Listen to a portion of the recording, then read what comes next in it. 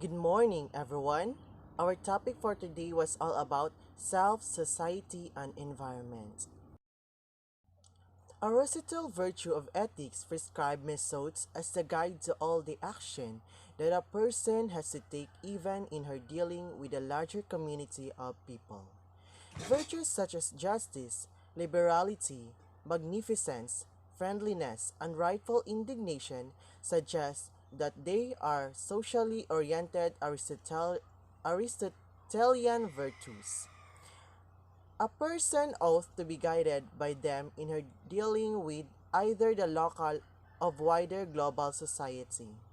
She must also be aware that none of these virtues are fixed points. Rather, each one will have a method that is determined by particular context. This is very important point, especially if a person is in discourse with people coming from the other groups within her own society or even from other societies and cultures.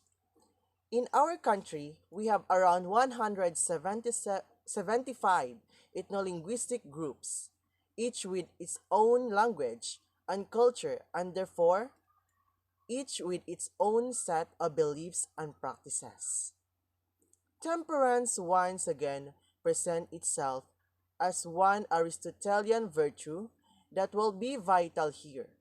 It is needed in dealing with other participants in social intercourse. We have seen here how each of the four ethical frameworks we have covered can be used as fecund starting point for thinking through what a person's moral responsibility is toward herself, her close relations, her fellow members in society, and her fellow human beings in a global society. All frameworks concerns one relationship with humans. The non-human environment. Questions of environmental ethics, of the ethical or moral responsibilities human beings have toward the non-human world, only appeared in the 20th century.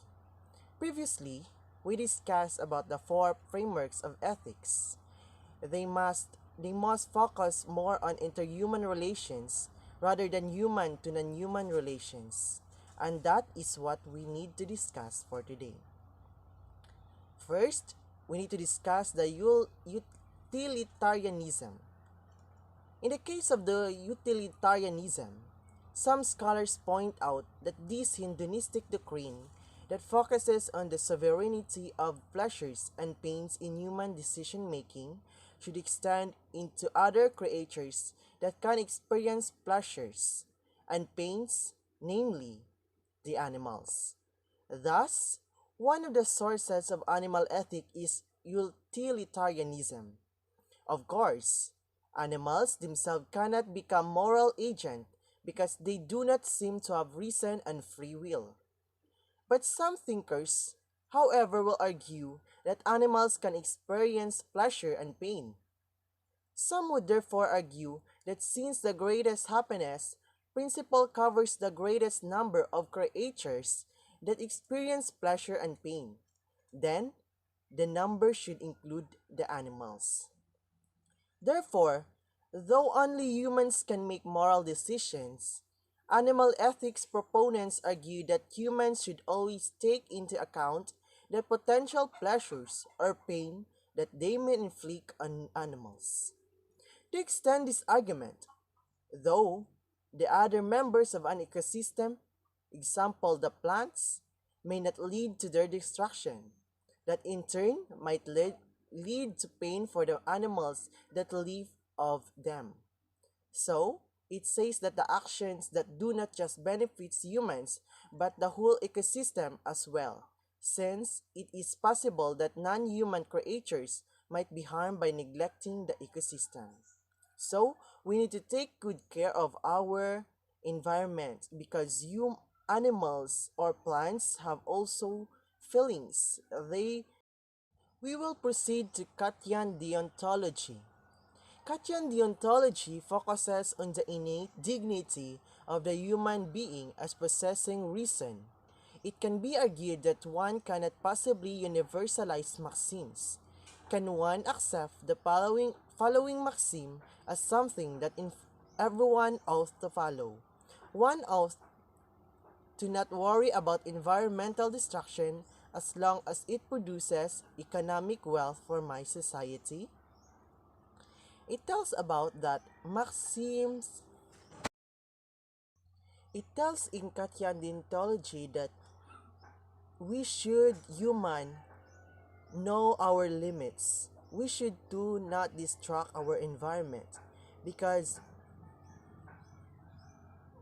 it is the place where we live. And also, we should not use environment just for our economic wealth. We should to work hard for the better future of our society or our country. Now we will discuss about Thomas Aquinas' viewpoint in ethics.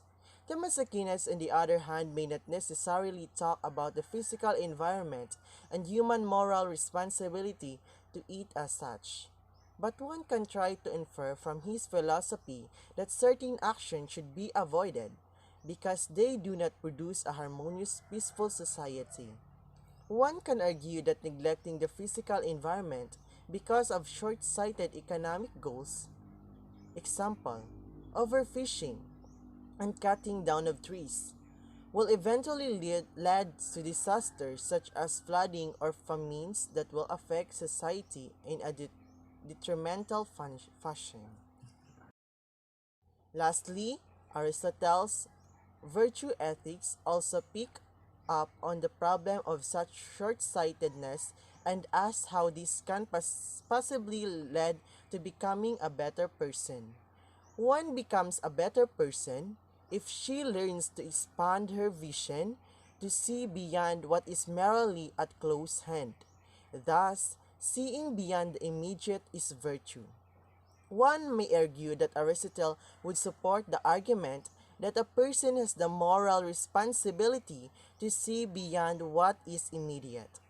If so, one must see beyond the satisfaction of immediate economic needs and make sure that harming the environment for the sake of such will not